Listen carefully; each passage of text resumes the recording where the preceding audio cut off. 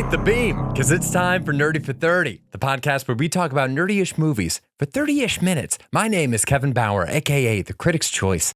With me, as always, is the People's Champ, Tim Keck. If you feel it, chase it, baby. If you feel it, chase it. And today, we are talking about Kalki 2898 AD, and we have a very special guest with us. They have written for HBO Max. You may know them as a co-founder of Manysided Media. It's Shenuque Tissera. Hey, it's Shenuque. me. Yes. Thank you so much for being here. We've wanted to have you on the show for a long time. We have made it over the digital, parasocial relationship that we had earlier this year. Yeah. We have not seen each other in person once since. But Which is partially my fault. I did say I was going to come to your improv hang, and I fully have dropped the ball this summer. no, it's all good. I gave Abby COVID. I shut down a nice weekend we all had planned. No, I had nothing to do with that. I was like, I thought that was Brian. Let's all hash Brian. this out. But it's wonderful to see your face here on this Zoom. Thank you so much for being here. Thanks for having me. Absolutely. I noticed, so we sent out a couple of episodes. You jumped on this one. So Yeah. do you have an existing relationship with the director Nag Ashwin or with Prabhas, or just stoked to see this movie in general? So yeah, I think when you sent because I jumped up, you changed the movie, and I was in Greece, saw the email, was like, I gotta jump on this bad boy. Part of it's I just have discovered Bollywood films, and I'm a 30-year-old Sri Lankan man who has had plenty of access to Bollywood, and just within the past year have started watching Bollywood films. So once I saw Kalki, I was like, oh, I got to see this. And then RRR has been a film that white people have told me to watch. It's just oh my God. Everyone, Probably both of us. yeah, Tim and Kevin have both texted me about that film and you have to watch RRR. And so once I saw Kalki, I was like, oh, that's I should watch this. It looks really cool. And yeah, that's basically why I hopped on. I was like, I need to culture myself. I've been only watching Western films done by white men. And I'm like, I should watch Eastern films done by brown men. No women, brown men. Yeah, baby steps. Yeah. Really moving in baby steps here. Yeah. And then get on the pod to talk to these white guys about it. Closing the loop. We've covered a few Bollywood, Tollywood films. And I think every time we show our ignorance, but, people come out in the comments, email us, reach out, feel free to educate on this, because as far as I'm concerned, these are just badass movies. Yeah. This movie is awesome. Honestly, this movie pissed me off so much finding out at the end that it was a part one. Are you Brutal. kidding me? I was livid. I had no idea. God, I was so invested in this world. And then it's just, well, sometime in the future you're getting this. I would not have agreed to watch this movie if I'd known it was a part one. We should have waited, because now I'm hanging on. What's going to happen? That's so real. Tim, you summed up my exact experience with an hour left. I was like, there's no way they're going to wrap this up. There's only an hour left. This is there's only been one musical number. There needs what is going on? I feel like it took me even longer somehow.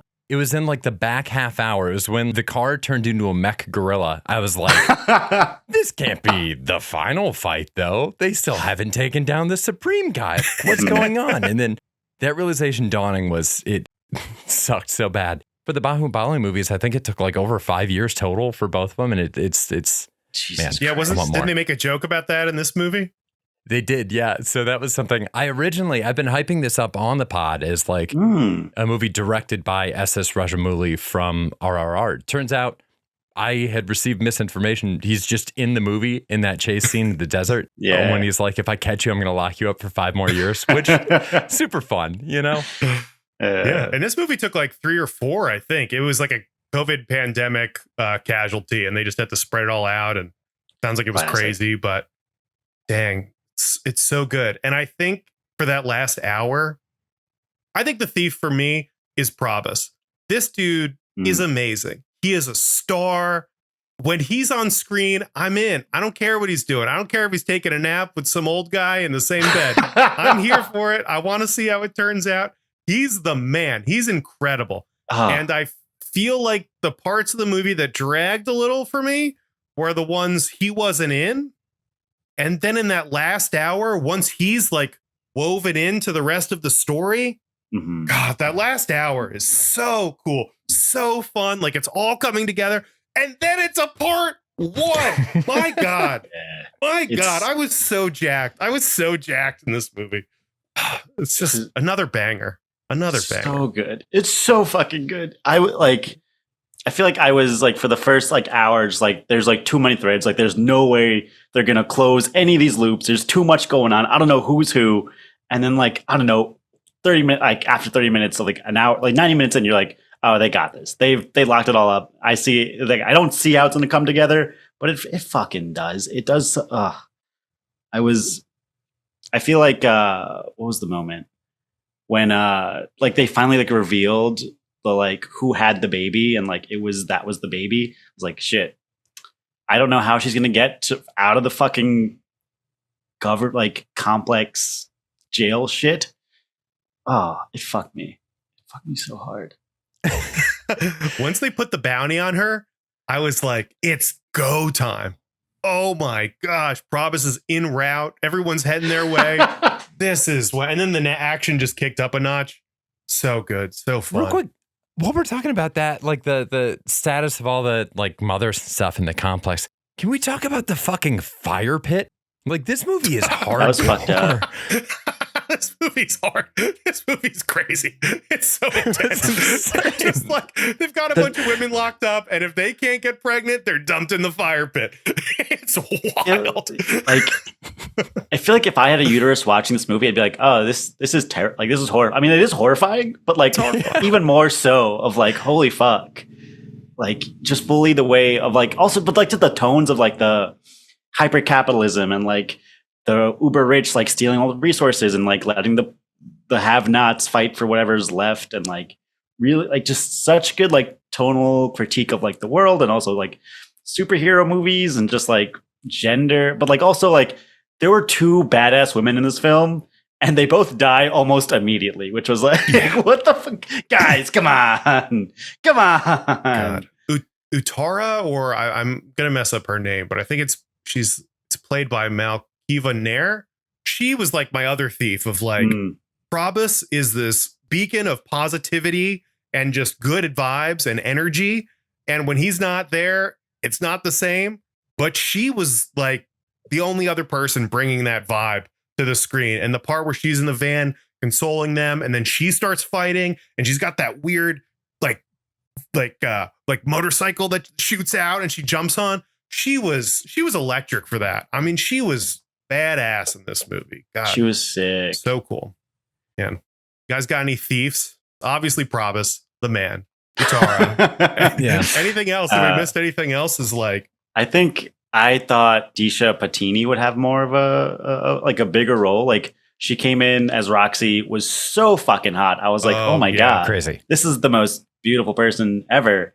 And then she's like in the movie for like 15 minutes. And then that's it. I was like, oh, she's gonna like, she's like cooler and better than Prabhas. Like clearly like has something over him, but just was a hot 15-minute fling. Yeah.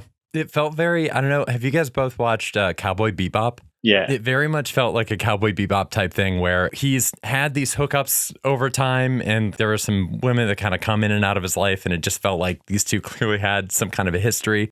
When they both got to go into the complex, it was a blast. Yeah. And then like he like convinced her to like give up her job to go fuck around in the complex. Like, like so much of this movie is unearned, but I'm giving it to them anyway. Like there's so many moments of this is so dumb. Like the first fight scene when he's like saving Luke was his name or whatever, like the first bounty, and like the people with guns are just like walking towards him and not shooting. It's like this isn't real. This can't be real life. Like they have guns. Why are they like approaching him to like dagger distance to then let him kick his like so much unearned, but still so like it was like I don't care because I want to see Prabhas kick some ass. Like it's great. Yeah. The tone is interesting. Like with it feels fourth wall breaky. Am I crazy? I was like I couldn't tell if it was like a little like a language thing where I'm like maybe just not interpreting things right, but it sounded like they were talking about things, or Prabhas at least had lines that were kind of like self-referential in a way that I thought was kind of not typical for a character in a movie. Yeah. To sound like. There's the Bougie thing where the line from Bougie where he gives his backstory and then the person's like, oh my God, that's so impressive. And Bougie's like, ask him again in 15 minutes. I'll give you a totally different backstory. Yeah. Like they definitely play with that. Totally. It's giving like a lot of like Deadpool or like Guardians of the Galaxy energy of like a type of like ambivalent hero-esque vibes. And also breaking the fourth wall of like, even like the joke between, like the 5-year joke, like that was totally a moment of like, this isn't for anyone in the film, it's for the audience. Yeah. Which is a ton of fun. Like, again, I know this could just end up being 30 minutes of us talking about how great Prabhas is. But to lean into that, I was thinking about that specifically, Shenuque, because I feel like the two of us both like to play the exact same kind of D&D character, which is just stir up as much shit as you can. Yeah. Play total mischief. And the way that he plays this character is perfect for it. His funny moments are so funny. The looks, when he's looking longingly out the window at the complex, I just started fucking cracking up when he shows up on the back of the ship and he's in like the pose by a fireplace. Unreal. And then he can play the action moments perfectly and he can play the drama perfectly as well. And so I just really, I don't know. I feel like he is exactly the type of character that either one of us might just like unleash on a D&D campaign.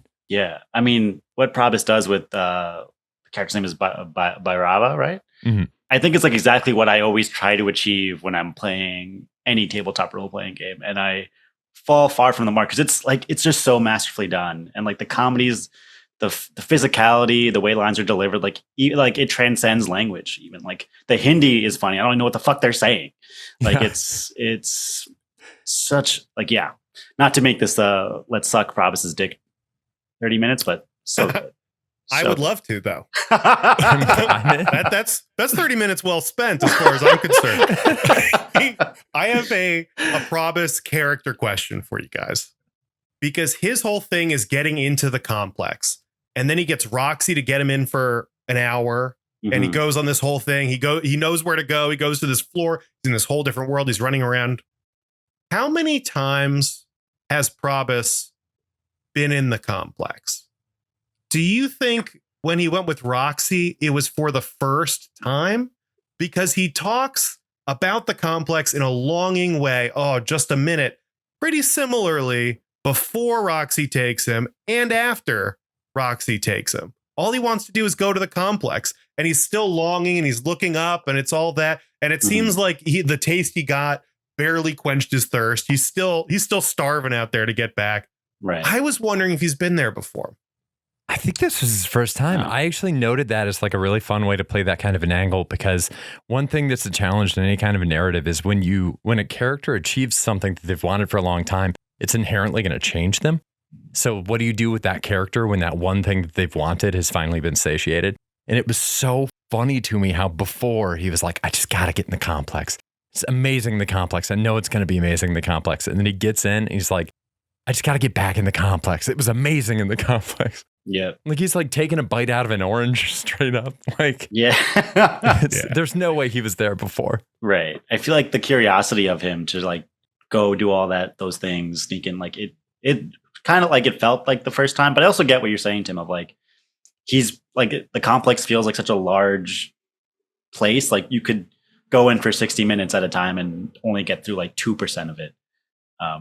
But like to go on like the whole, like the way they built the world, I think the complex becomes this whole, like everyone talks about it, like wants to be there. Like that's what every character who's outside the complex seemingly wants, outside of like the rebels. And so like, it felt like a cool, like character wise for Prabhas of like, oh yeah, of course he wants to, like this makes complete sense. And like all of his morals and decisions kind of revolve around that one experience, which is helpful to, I guess, to wrap it. Yeah, whatever. I'm rambling, but yeah. Hey, that's all podcasting is, man. Rambling away. Hell yeah. I think probably the closest thing I had to a beef.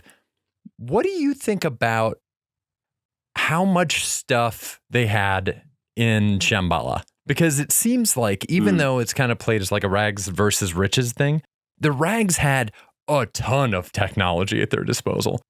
Absolutely crazy tech. Did they have too much? But did they have wealth? Did they have a surplus? where are they living their best lives? It's still pretty barren. There's a tree that supports the whole thing, and the tree's dead. They don't even have grass. I mean, it sounds like it looks like they're eating and they've got guns, but are they having crazy dance parties like they did in the complex?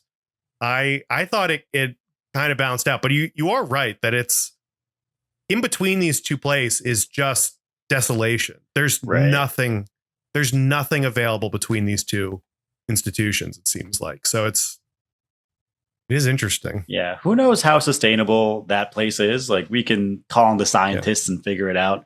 But I think like one line that helps with that was when like Roxy and Barava are both in the complex for the first time, and like Roxy explains like, oh, this thing sucks out the energy from the earth to like power the complex. So like it felt like Shambhala and like the rebels are fighting not just like for wealth, but just like for restoration of the planet. More so than like, I mean, I don't know. They're going to win and there's still going to be like wealthy, rich assholes taking everything, right? So it's more of like, the earth should be green while that happens, right? Yeah. But they do have like their own technology too. They've got their own weapons. They've got their own style with things. It is like a completely they do different have uniforms. society. You're right. Yeah, the uniform scene was so funny where the guy comes in and he's just like, oh, to the scientist, like, you all got uniforms. Like, why isn't this job done? Like, some of the jokes in this are so good, man. I didn't expect it to be funny. I think that was the thing is when Bhairava first shows up, it was the first thing. The scene thousands of years ago was really cool. And then the flash forward to 2898, I was like, I mean, okay, I don't know about this though. And then when Bhairava first shows up, I'm like, oh, this rocks. Okay, I get it. Like, we're going to have fun in this world. And God, yeah, some of the bits were so fucking good. Yeah, so fucking good. I had this one written down when Bhairava, at the end of the movie in the final fight, when Bhairava and Ashwatthama are fighting and their fists collide. And then Bhairava just has to kind of like go walk it off for a minute. Yeah. That's so good. It was so funny. Oh, fuck. So funny. It's like, God damn, this old man. He's awesome. Like, I guess, I feel like that's like clowning work, you know, like Ryan Reynolds in Deadpool where he's got the mask on and it's just like all this physicality. Like, Prabhas can just turn it on where he struts away and shakes it off and it's like perfect. Totally. It's just perfect like Bollywood energy. It's so good. Yeah, the vibe. He can sing, he can dance, he can kick ass, and it all just seems like it's natural, which is mind-blowing to me as someone who watches American movies all the time. And you know, most of the time you got to pick a tone and stick with it. Yeah. And he can just kind of do whatever he wants, which is kind of what makes all these Indian films incredible to me. Is it's just, they're just chasing the vibes. Like, we feel like singing right now. You know? We feel like an action scene right now. We're gonna get serious right now, and it all works. And you don't get that in typical American movies. Wait, yeah, Tim, I'm so happy you said that, because I feel like American films do not filmed musical theater does a bad job of like trying to do what Bollywood films do so well, of like integrating, like, I think in this film was maybe a bit forced, but like in a lot of Hindi films, integrating like a music video style portion of the film, but like it helps continue narrative rather than just being like kind of wild and crazy and kooky for like 3 minutes and like, all right, back to talking, blah, blah, blah. And also just want to point, like, give Amitabh Bachchan his flowers of like, I think like Prabhas can do so much because of how stoic and like grounded Ashwatthama is played at times. And like the contrast is so juicy and so good.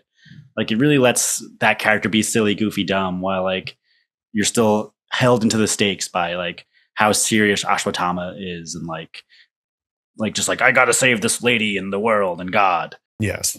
That's a very good point. Believable deity, which is tough. He is a believable deity. Yeah. Hard to play God. Real hard to play God. We have a segment we do sometimes on the show. Thought might be interesting for this one is money well spent. And I just looked at the budget for this film. And I mean, we're talking about two different countries. We're talking about America. And I looked up some American films to compare and Indian films. And, you know, it's two different economies. So this might not translate. But I feel like it's interesting, specifically when it comes to CGI, because the CGI in this is not always good. In fact, I wouldn't say the CGI is great in this at all, but it's consistent and it seems like a choice and it's intentional. And they kind of establish, I think, for whatever reason, I'm fine with it in this movie. They set the bar. This is as good as it's going to get. And it's like, cool. And then the rest of the movie, they do enough. There's moments when Prabhas is like flying through the air and he flips and the camera flips and he pushes off of something. And it looks kind of bad, but also it's good enough, though.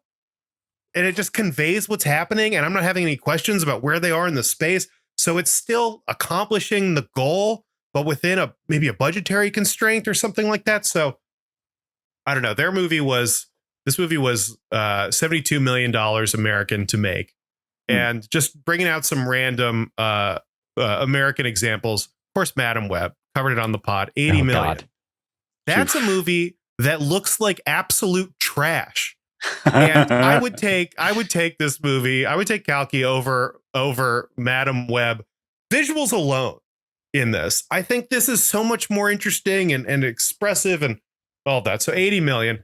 Rebel Moon, Netflix. That movie sucks. It looks like ass. $166 million. Holy dick. Yeah. Yeah. And there's 8 extra hours if you feel like struggling through it. But sure. Yeah. 166 million. Does this movie look that much better than or worse than Rebel Moon? I don't think so. I feel like this movie looks great and the vibe's good. Furiosa. This one's maybe personal. I did not love this movie. I think the graphics and CGI in this sucks. Cars can drive in the desert. Just put some cars in the desert. Why are you making the computer do it? $168 million in Furiosa. Oof. There's ships in this movie. There's space battles. They have all these things and it looks cool. I get it. I loved it. This is the one that I think is the most interesting. And maybe we could discuss Rise of Skywalker, $416 million. Rise of Skywalker is the worst Star Wars movie. I think a lot of people, I don't think I'm talking out of school when I say that movie is shit. And I don't think it looks great. And just to compare, I feel like Star Wars is just the closest analogy to this, right? Yeah, totally. Like, and if you're just comparing Kalki to Rise of Skywalker, I'm in on Kalki, man. I don't know. It's Rise of Skywalker might look better. There's more money behind it. You'd think it would be drastically better, and I don't think it is. I think I'd go with this. Am I crazy? Am I on track? I think that's on point. Rise of Skywalker's living off of the name of Star Wars, whereas like Kalki, I'd take Kalki any day. And this is a whole new world. It's all different technology. They have a motorcycle in that shoots out like a gun, and then you hold on, and the cable attaches. And again, it doesn't look amazing, but it looks good enough to get the point across, and the ideas are so fresh, and it just feels like they're maximizing everything they have. They're playing within their limits, and they're maximizing that out. And it's, I just find that so much more impressive than some of these big budget, American films. It's that's like the thing, though. They could learn something from this. It's idea first. That's what makes it all work. Like that's the thing where it's like some of this stuff that like looked a little shaky CGI wise in RRR too. It's like the idea behind it was so sick that it doesn't matter. Like they managed to put the idea in your brain. The one I always think about this with comics is I don't know if you've ever watched the One Punch Man anime, but the manga for that started. The author of it can barely draw. Like the art is not like good by any technical means, but the idea was so good and that like manga in general was so funny that they ended up pairing him up with an actual manga artist and then re-releasing all the volumes with like quote unquote real art. Oh shit. But that never would have happened if the guy hadn't gone out there with an idea he knew was good, just trying his best with it. And this one, I mean, I think it's dead on. There's some ideas in here that are so cool. One that stood out to me was when Bhairava was a child, the fact that they noted that he was indifferent to violence. And it's like, not indifferent, but like seemed like he understood the weight of violence already. And like, it's so interesting for somebody who is reborn and has had prior exposure to it. And so it's like, it's this amazing little piece of foreshadowing that's like so much more fun than all the stuff they did with like Rey's questionable lineage in the Star Wars movies until ultimately somehow Palpatine returned. Which is incredible. Incredible. And like, did you guys see that coming? Did you guys see like the reincarnation arc of like Karn and Bhairava and like that? I didn't. I didn't see that. I was like, oh, that's it.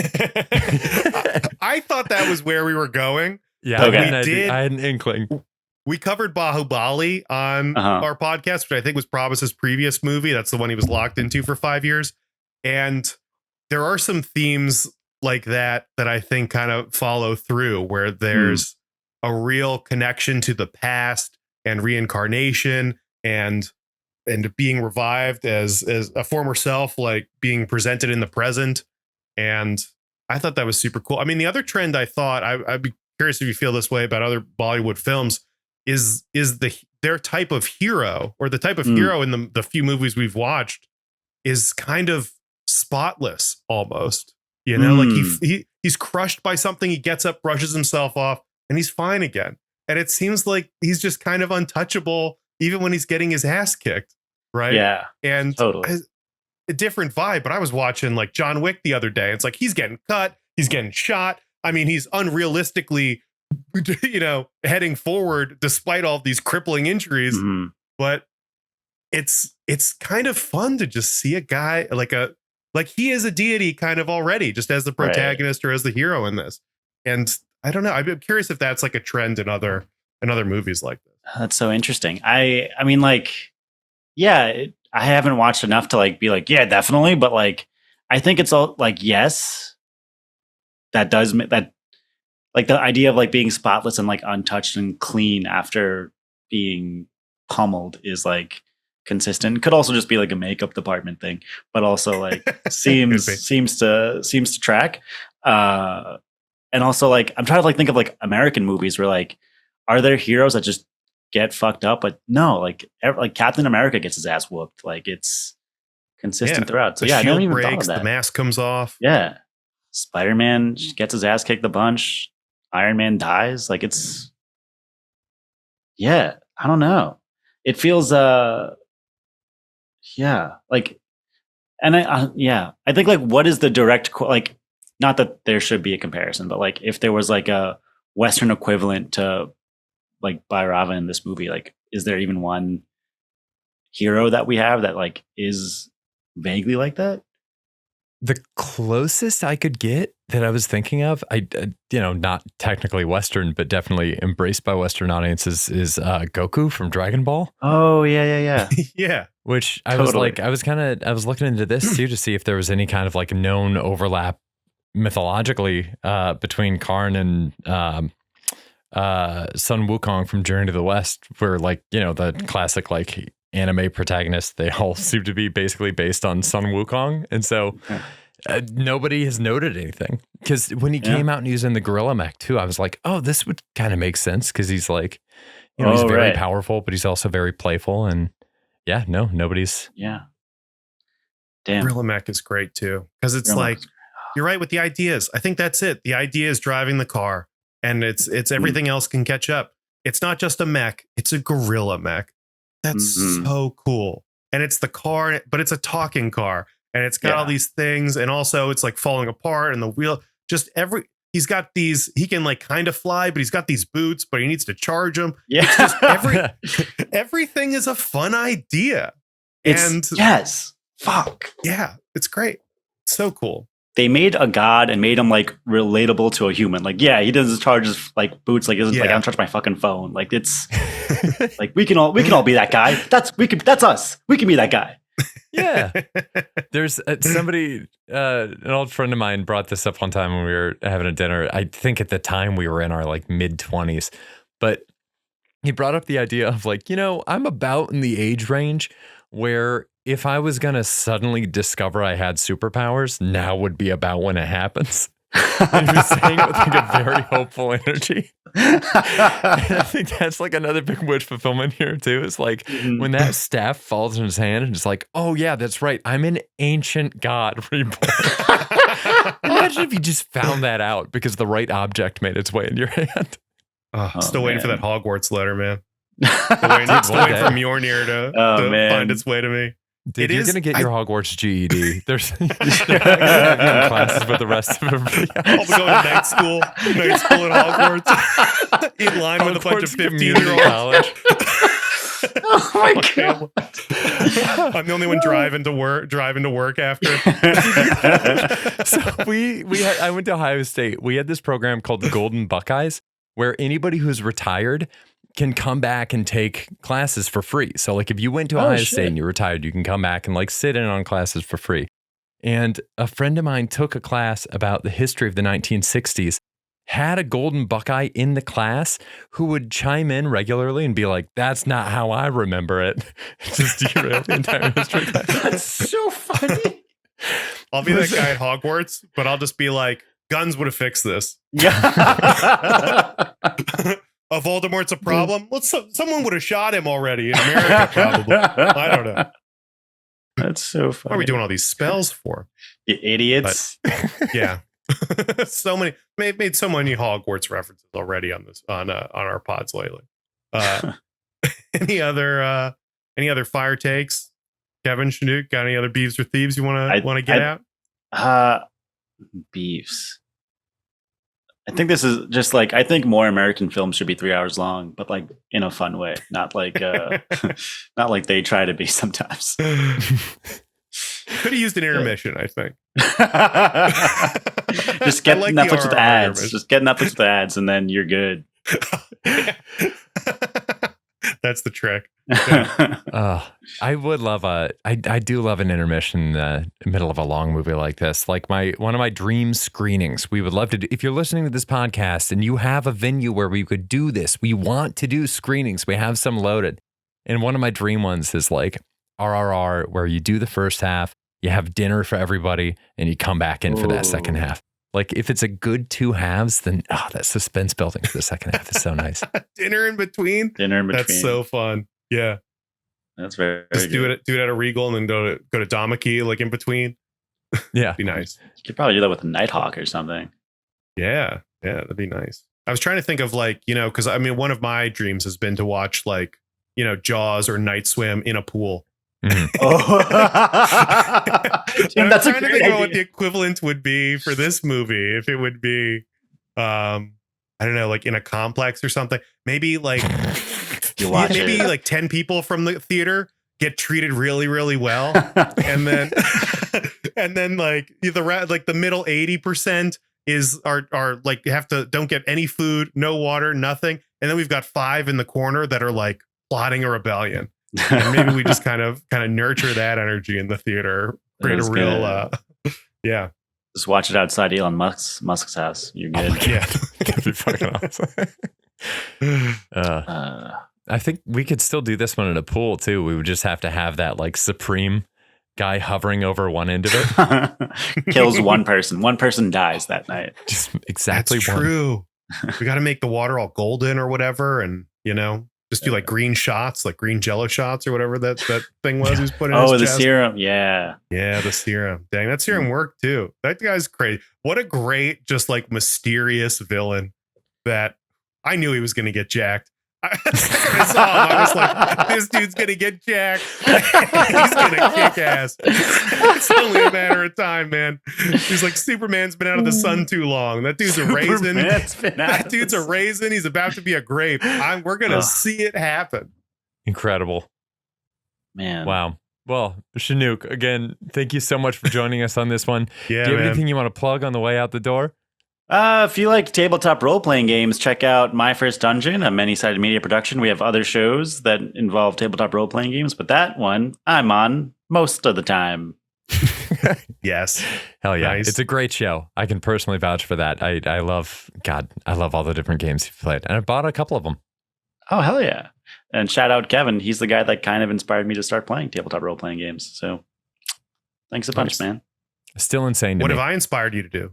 To watch this, to be browner. That's what Tim did. Tim made me a browner man. Good. I'm really embracing my culture because of Tim. Too much mayonnaise on the sandwich. You're like, I got to get out of here. Oh boy.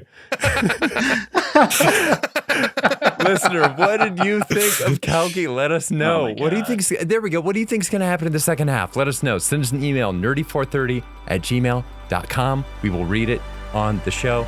Shenuque, please join us again for the second half, and also just before that. Like we'll get you back on again soon. This is great. Yeah, the second half will be in 25 years. Yeah, we're all gonna look like the Supreme guy, just fully wrinkled up. Oh boy. We'll be back here again next week. Until then, stay nerdy, everybody. Bye. Stay nerdy. Bye.